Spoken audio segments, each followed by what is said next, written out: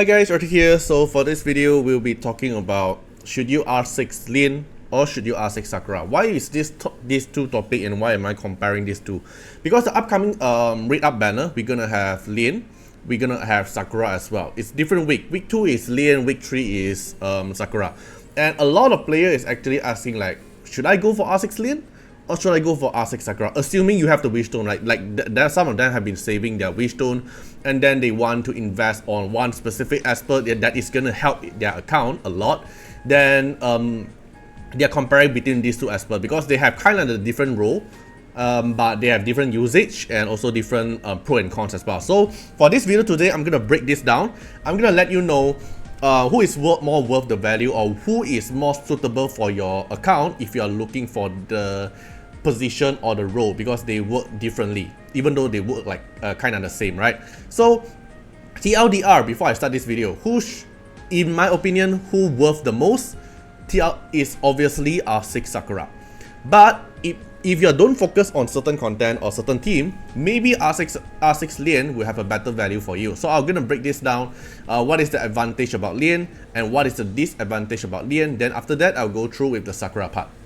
Okay, so in my account here, you can see here is a R6 Lian, right? So let me show you what R6 Lian does from her Rezo effect. So R2 effect here gains an extra turn when Dream Bubble ends, which means when the bubble pops, then she will instantly get her turn. Then she can recast the bubble if she have the turn. That's the reason why most of us build Lian on Ocean Wave, because if she take the bonus turn here, and if she procs Ocean Wave turn, maybe you can actually infinity spam your S3. So S3 you bubble up, and then you give your team a lot of shield, and then if the shield broke, your bubble pop it, like revive someone, so it will pop it, then it'll instantly take your turn, and then you can recast the Dream Bubble. So it's going to be a very annoying shield based Esper.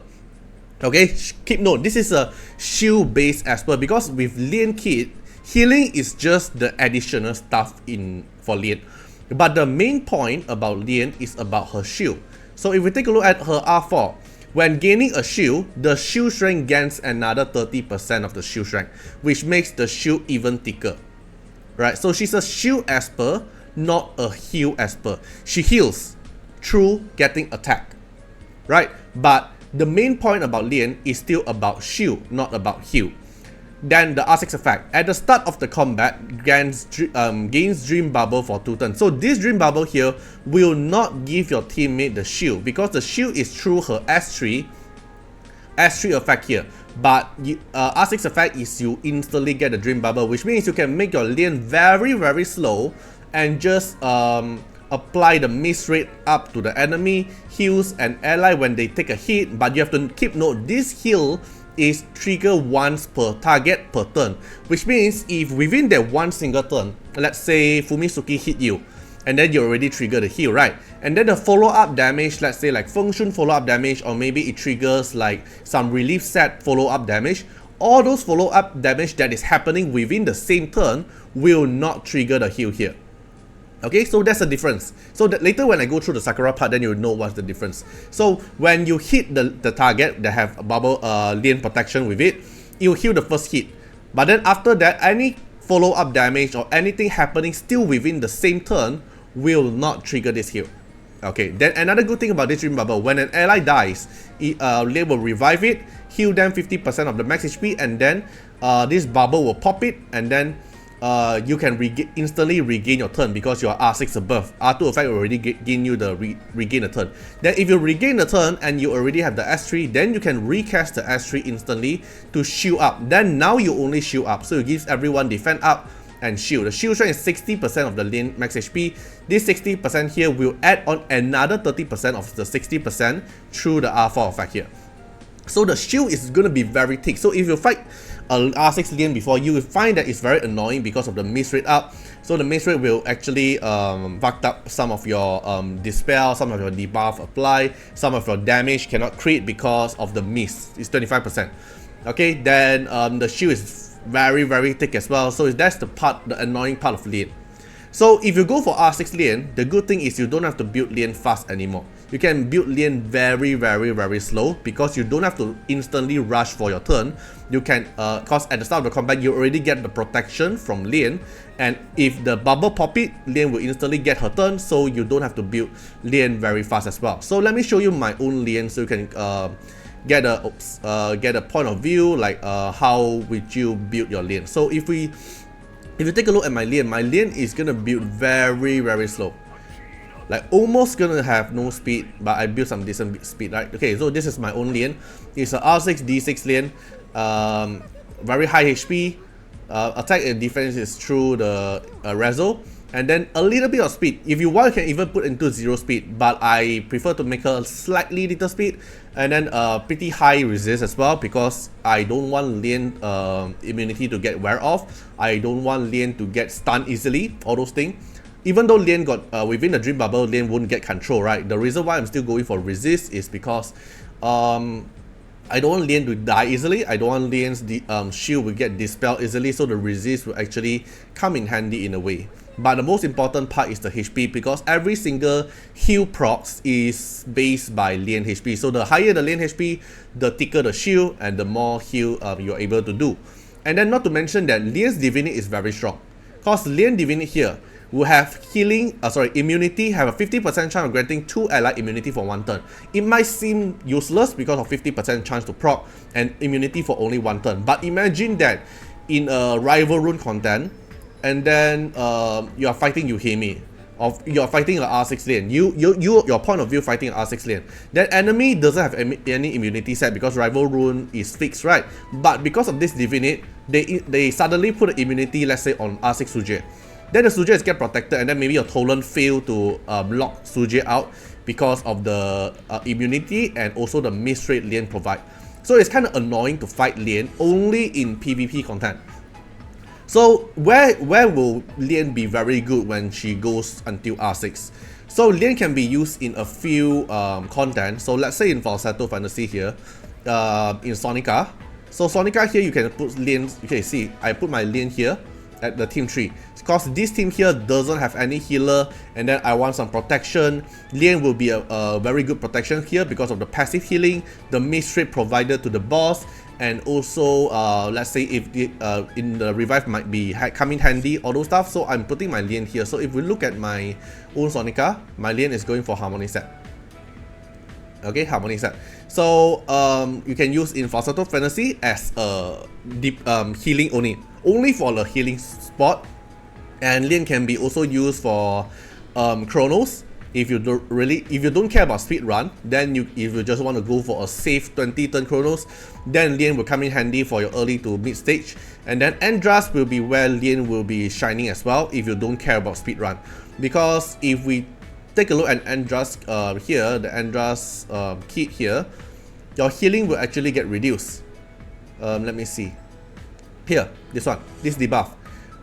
Greatly reduce the healing received. So Shield Esper will be more superior in Andras content. So if you are still at the early to mid game stage or late game that you still can't hit Andras 20, R6 Lian will benefit for your account. Alright, but that's all the good thing about R6 Lian, right? But there's a few bad thing about R6 Lian as well, which is the healing proc. The healing ticks is not very efficient because it only triggers once per target per turn. And if in our current game in Dislyte, we have a lot of assist damage. So let's say Chuyao. Let's say Chuyao casts an AoE damage already. Then Lian already triggered a heal, right? Let's say Chuyao casts S1. It already triggered the Lian's proc, and then it calls in someone to perform an assist attack. So let's say it calls in Momo. Then Momo gonna slash the target who is protected by Lian, but because the Lian healing already proc, then it won't heal again. That's the bad part about Lian, and only mainly used in PvP content, and which is very flexible in most of the team comp, but only mainly in PvP content. PvE is only good at Chronos, Andras, and some Falsetto Fantasy team. But meanwhile, if we take a look at Sakura, alright, so meanwhile, if we take a look at Sakura, so we'll take a look at her resonance first. So when R2, where she gains 1 stack of Vigor Guard. So 1 stack of Vigor Guard. So Vigor Guard here is able to will block 1 control effect. So this is very strong in PvP, especially when you are facing in point war. Like a lot of players going to build like Chu Yao stun set, Yuhime stun set, Armia stun set, stun everywhere. Then Vigor Guard here actually comes in very handy. It will help you block the stun effect. And this is one of the important buff about Sakura, because if you don't have Vigor Guard, Sakura is not able to provide heal for you. And then for effect here, this is very good, especially in PvE and also PvP, both very good. Because when Sakura's HP is above 50%, allies damage increased by 12.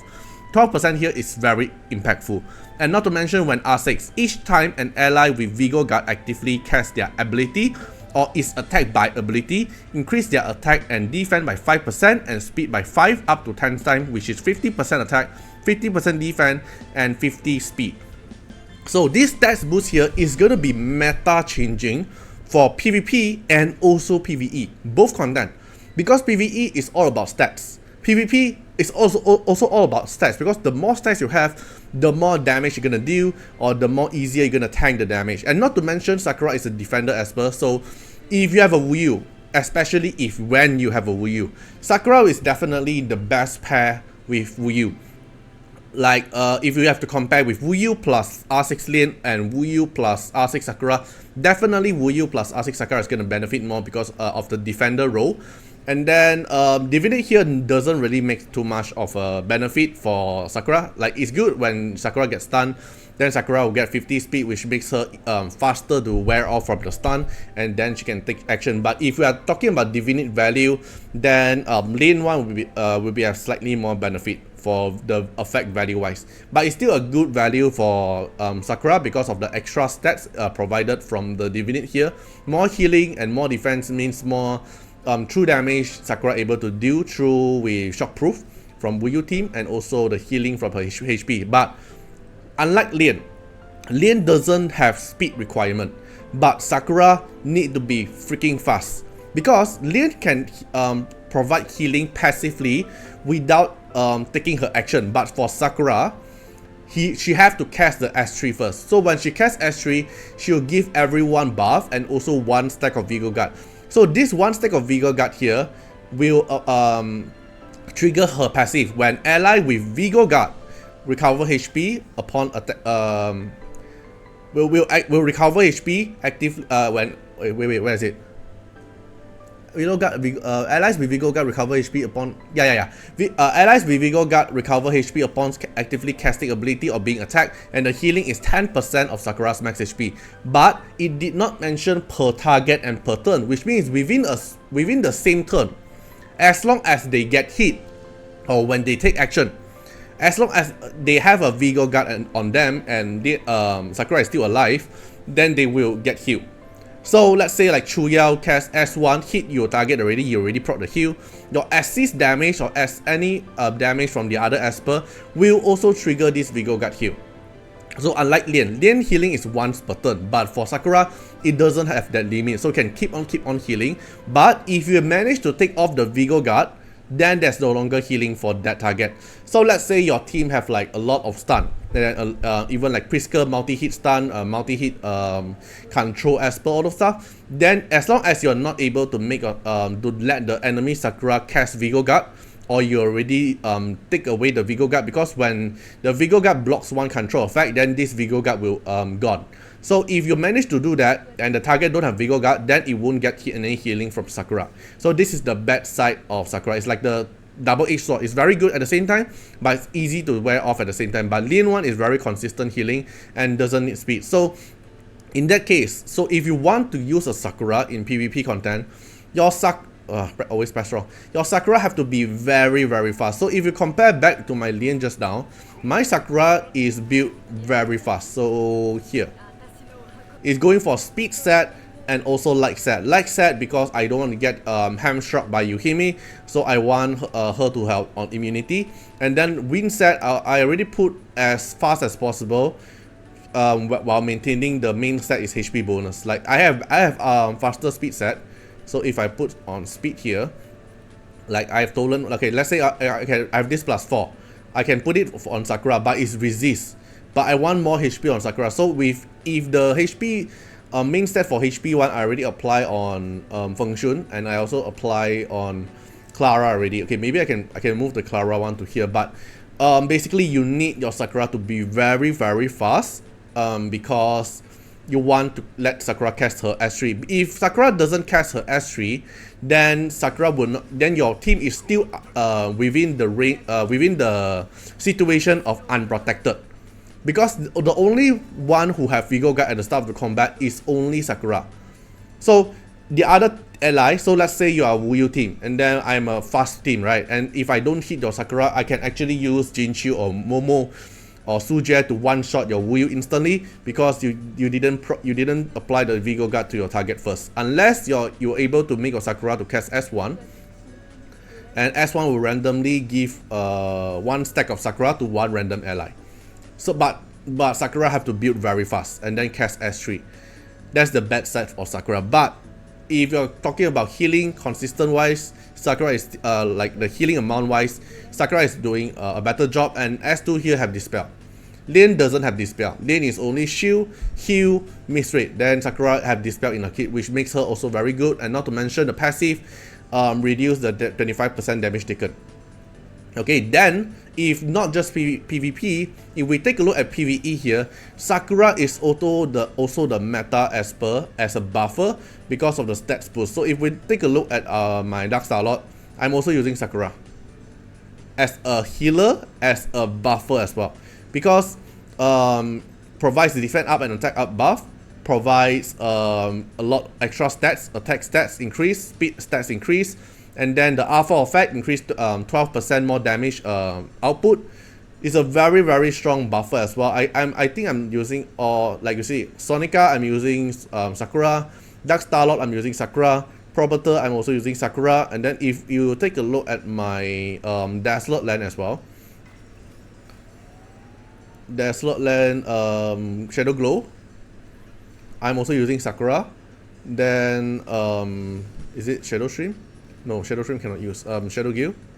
Yeah, Shadow Guild I'm also using Sakura. So if you are talking about which Esper to go for R6 that can cover most of the content, definitely R6 Sakura, because it can cover both PvE and PvP, and because of the meta team in the PvP content is mostly about Wu Yu team as well. Because the moment you have Wu Yu, then Sakura is like must. You see, Wu Yu team, Wu Yu plus Sakura, Wu Yu plus Sakura, Wu Yu plus Sakura. You see, this is like the two pair. The moment you, I don't know which server are you, but the moment your server starting to have the Wu Yu meta, then the Sakura value just skyrocketed very high. And not to mention Yamato changes also kind of be a budget R6 lane, so it doesn't really need a R6 lane to be paired in the PvP content now. So I would say R6 lane is still doing fine at her job. But if you're talking about which Esper can cover most of the content in the game, I would say it's R6 Sakura.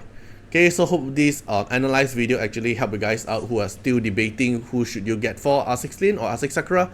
Hope this video actually helped you guys out, and see you guys in the next video. Bye bye.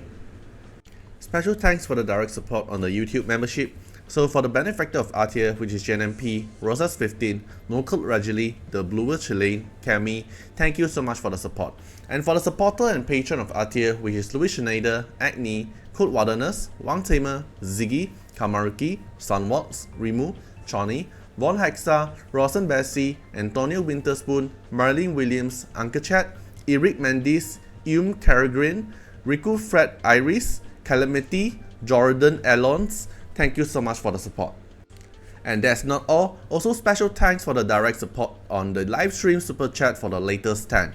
Special thanks to Ziggy, Calamity, Agni, Valento, Tai, Aisha, Code Wilderness, Riku Fred, Choni. Thank you so much for the support, and I hope you guys enjoyed the video. See you guys in the next video. Bye bye.